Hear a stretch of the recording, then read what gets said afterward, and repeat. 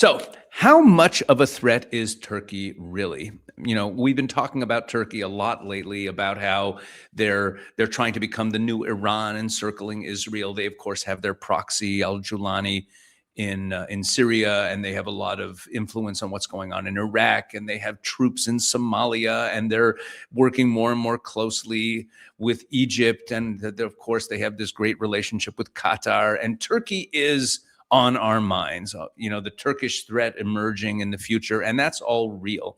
However, in this video, what I'd like to do is shed light on that whole topic by looking at the Turkish economy, a topic that we've never really touched on here, and I think will help us understand more broadly what the prospects are for the Turkish threat to Israel, okay? Because again, you see all the tough talk of Erdogan talking about destroying Israel, and our instinct is to look at Turkey and see that they're a NATO member, they're the second largest army in NATO, and they have growing regional ambitions. But I want to give us all a different way of looking at all that, because while the rhetoric, I'm not saying the rhetoric doesn't matter, it matters, but the numbers of the economy, of the Turkish economy, really shed a lot of light on it. So there's an economist named Steve Hanke who publishes something every year called the Misery Index. Now, it's a kind of funny name, but the idea behind it is actually very simple, and it's a real economic measure.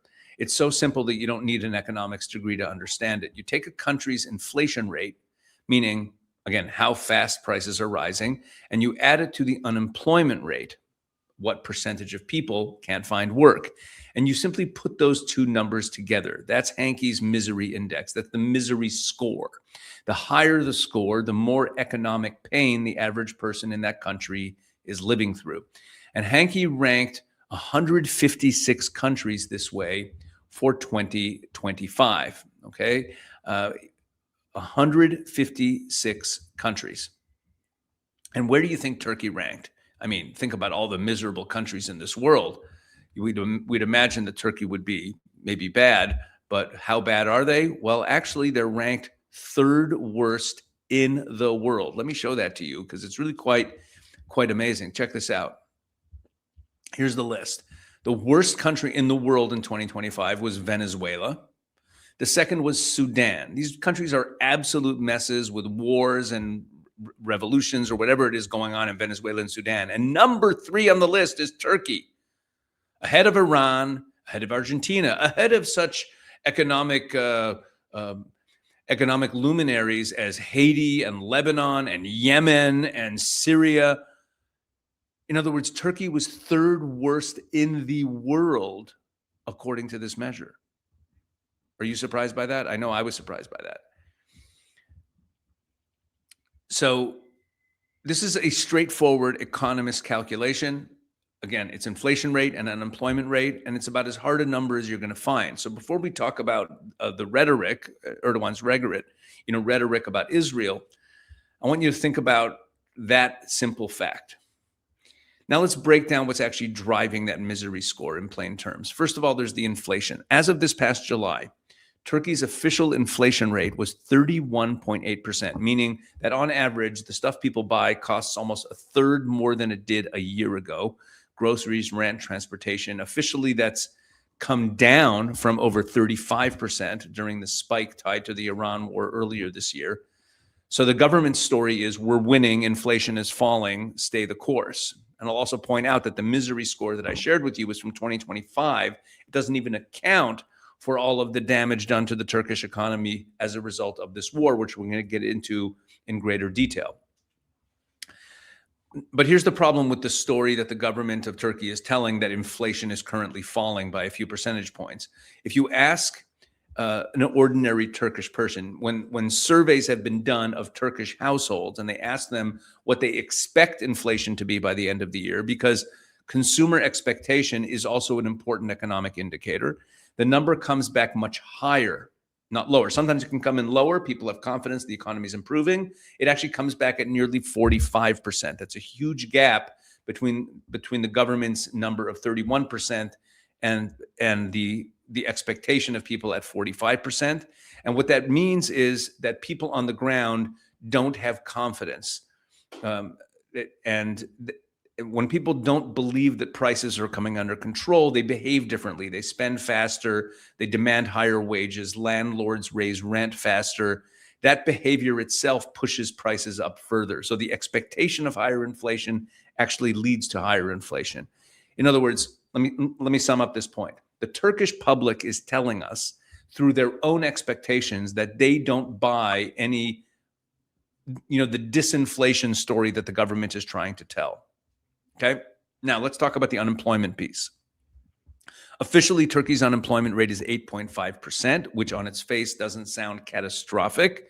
But if you look closer at who's actually being counted, when you use a broader measure, one that includes young people who've simply given up looking for work, who are stuck in part-time jobs they don't want, young unemployment in Turkey jumps to 36%. 36%, more than 1 in 3 young adults in Turkey is out of work. That's well above the European Union average. And it's an age group, it is the age group really that drives political instability everywhere in the world, because they're the ones with nothing to lose and no stake yet in the system. They tend to get angry easier and mobilize easier. So let's put everything together. We have an inflation, a very high inflation, that the government is saying is coming down, meaning even the government saying it's coming down to 31%, that's still a ridiculous amount of inflation. Inflation, and the public doesn't even believe it's actually falling. More than a third of young people are functionally locked out of the job market. That's the human reality behind Hankey's number 3 ranking on the misery index in Turkey. Now, you'll see some worse numbers out there that are being put out by media outlets associated with opposition to Erdogan, and there's a lot of misinformation out there. These are really reliable numbers I've shared with you. Okay, now here's where this gets interesting. Turkey's central bank, that's the equivalent of the Federal Reserve if you're an American. Turkey's central bank has been fighting to keep the Turkish lira, their currency, from collapsing. Think of it like this. Imagine a family with a big savings account, and every month money is quietly draining out of the family business. So to keep up appearances, to keep paying the bills and keep the lights on in the business, they're dipping into the savings account faster and faster. That's basically what Turkey's central bank has been doing. But the savings account in this case is the country's foreign currency and gold reserves. And the bills that they're trying to cover is the devaluing of their own currency, is the attacks on the value of their own currency.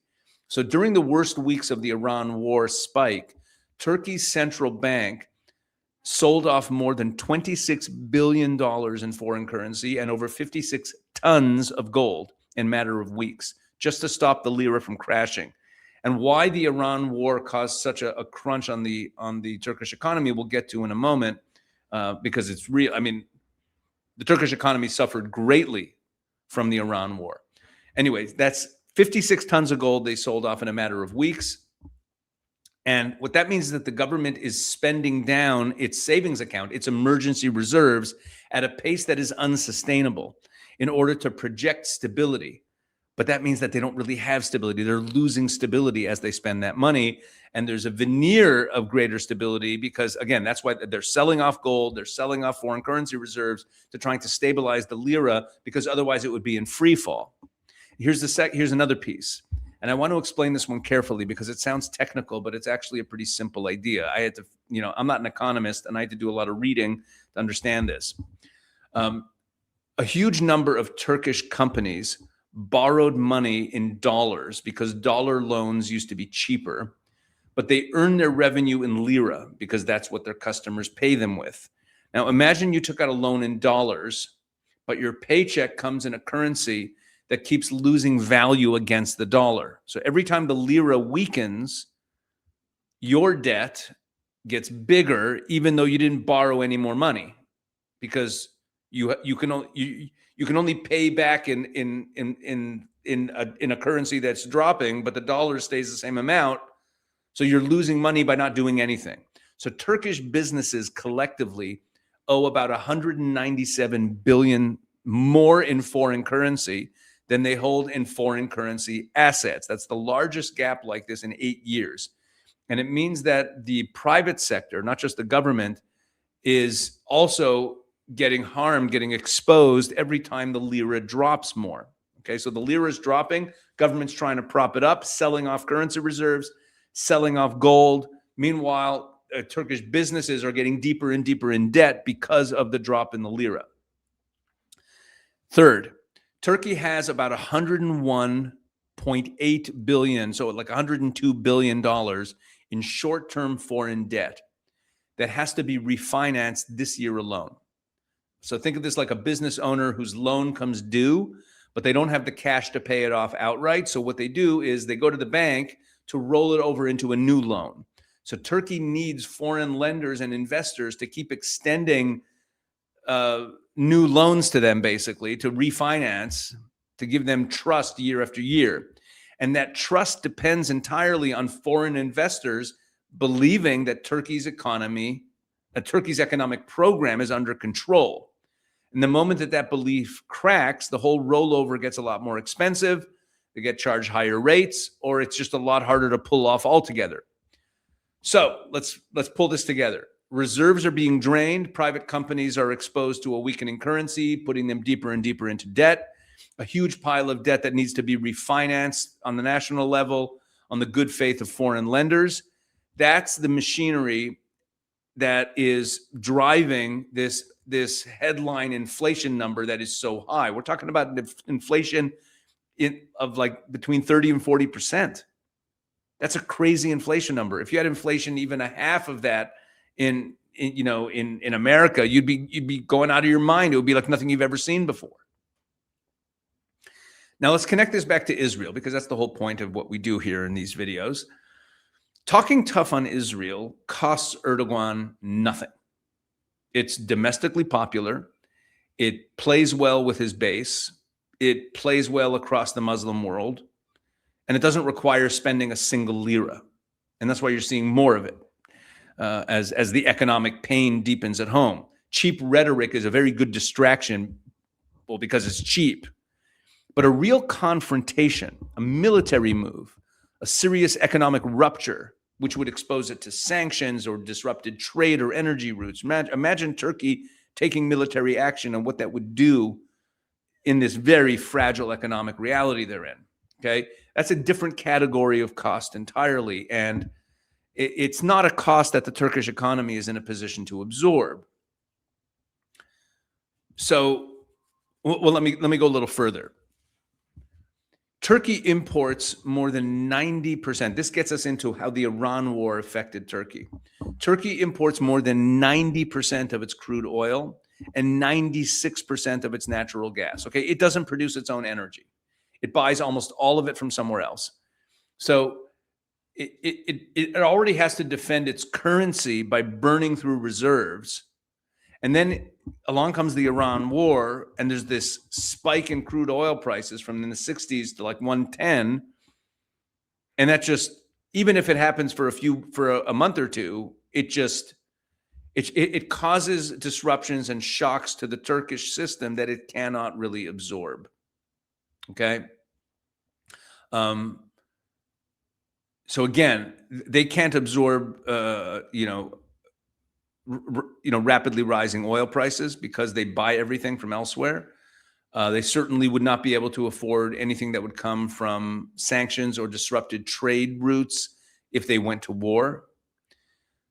Now, the Iran war spike gave us a preview of what would happen if Turkey ever went to war, right? The central bank, as I said, had to burn through $26 billion of dollar reserves and 56 tons of gold just from the ripple effects of the war in Iran that Turkey wasn't even directly involved in. Okay, that's my point. So, like, we don't have to worry so much about Turkey wanting to go to war. There's a lot of rhetoric here. So Turkey's rhetoric and their actual capacity to act on that rhetoric are two different things, is what I'm saying. And right now, there's a massive gap between those two things. He can afford to talk, but his economy can't afford to fight. Now, it would be easy to end the video right there and say it's all a distraction. Don't worry about the rhetoric. It's a paper tiger. And there's evidence for that, Reed. And there are analysts out there who do frame this, who understand Erdogan's rhetoric as exactly that, as deflection, as a leader of an economy in crisis, pointing his public's anger outward at Israel, so it doesn't point inward at him. But I want to give you a more honest version of this, because I think it's actually more accurate, and more, it's just more true to the geopolitical reality we're in. And there are other analysts who do make this case, that Erdogan is positioning himself. When Erdogan positions himself as the defender of the Palestinians, as the leader of the Sunni world, which is what he's doing now, that is real. That's not just deflecting because of the economy. It's a long-running project of his. It goes back to his Muslim Brotherhood background, his desire to recreate in some form the Ottoman Empire, with him as the caliph. That is a real aspiration, and it connects to how he's trying to build his coalition heading into 2028. But here's the thing. These two explanations, that it's a deflection play because of his crashing economy, and that it's a real aspiration, that his hatred of Israel reflects a real strategic aspiration, these are not mutually exclusive. They can both be true at the same time. The posture is cheap enough to work as a distraction, meaning the anti-Israel rhetoric and posture is cheap enough to work as a distraction from a miserable economy. But it can simultaneously serve as a genuine ideological project, right? Erdogan doesn't have to choose between the two. That's what makes this worth doing for him, rather than being just a short-term stunt. And I wouldn't expect the rhetoric to quiet down just because the economic numbers are bad. If anything, we could expect the rhetoric to ratchet up because the economic numbers are so bad. So where does this all lead us? Where do we go from here? So here's a few concrete things that I'm watching that we'll be keeping an eye on here on this channel. First, there's a sovereign credit review from S&P coming up. That's one of the major agencies that grades a country's creditworthiness, the same way a credit score works for an individual. So if Turkey's credit score, if its sovereign credit grade slips, that means that borrowing will get more expensive across the board, just as they're trying to refinance that 101.8 billion I mentioned in debt that they have to refinance every year. The second thing to watch for is the central bank's interest rate decisions. Higher interest rates, here's where they're stuck. Higher interest rates help defend the currency, but they choke off growth at home. And that's a trade-off that they're stuck managing right now. The third thing I want to look for is, and this one might matter the most, is that Turkey has a fuel tax built into every liter of gas at the pump. Many countries do. Most countries do. It's like the gas tax in the United States. Now, back in March, when oil prices spiked because of the initial stages of the Iran war, the Turkish government made a move. Instead of letting the full price increase hit the drivers, hit the consumer, they started cutting their gas tax by a matching amount, so that when the world price of oil goes up, the government gave up some of its own tax revenue so that the price at the pump didn't go up by nearly as much as it should have. It was basically a trick. The government rolled back some of the gas tax so the consumer didn't experience such a price hike. But it meant that they were foregoing a lot of tax revenue. Okay? And it was built as a temporary war shock buffer, as the way the government decided on it. And the government has already published the exit ramp that through the end of July, which just ended, they were covering half of any price increase.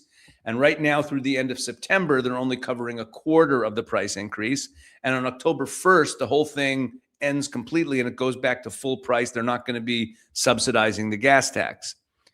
There's going to be no cushion at ever. So whatever oil is doing, whatever the price of oil is doing in the world at that moment will hit Turkish drivers directly all at once. Now, this also feeds into why Turkey has been so adamantly on the side or as part of the coalition that's trying to get America to back off and stop and stop the war, because they just want prices. Because every time there's a stop in hostilities, the price of gas and the price of oil falls, and that directly affects this whole calculation. And the reason that Turkey has to end this, because you might ask yourself, why don't they just keep the subsidy on the gas tax going? Why do they have to phase it out? Why do they have to end it by October 1st? Well, they've been giving up like 240 million lira a day in tax revenue. That's about $5 million in tax revenue every single day just to keep this thing going. And their budget is already stretched from everything else that we just talked about. So they're getting squeezed from all angles. So October 1st is the deadline on the calendar for a price shock where suddenly gas prices are going to be much higher in Turkey. And the tensions with Israel, between Israel and Turkey, are not going to go away. So we're going to watch this. So bottom line is this. Okay, let's sum up everything in this video and we'll bring it to a close. Turkey ranks third worst in the world on economic misery. That's the index that combines inflation rate and unemployment rate. Worse than a lot. Third worst in the world. Think of all the horrible economies in the world. Third worst in the world, Turkey. We think of them as much stronger. They're not. Okay? Third worst in the world on economic misery. Its central bank has been burning reserves to defend its currency, which is not sustainable. It cannot continue much longer. They're not going to keep being able to sell off millions of dollars in foreign currency and all this gold. They're not going to be able to do that. The private sector is sitting on the largest currency exposure it's had in 8 years. And it's got over $100 billion in debt that needs refinancing. On the good faith of investors who are watching all of this just as closely or more closely than we are here. Now, none of this makes Turkey harmless.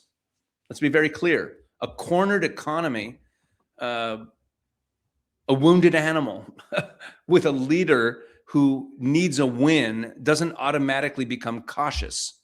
Sometimes it becomes the opposite. It could actually make Turkey more dangerous.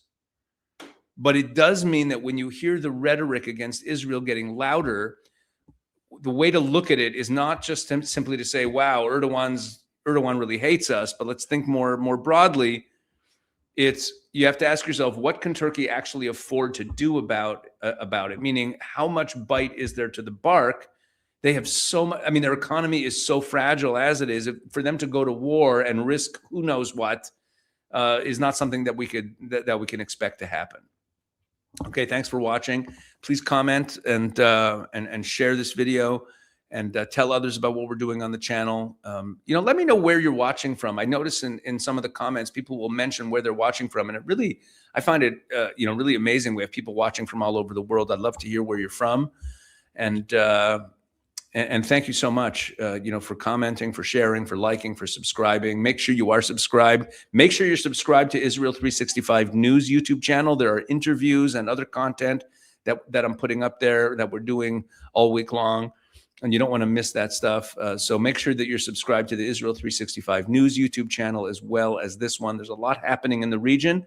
And I think videos like this are important to give us a broader sense. Sometimes there's things that don't necessarily make the big headline, but they matter a lot to what we're seeing in the Middle East. All right.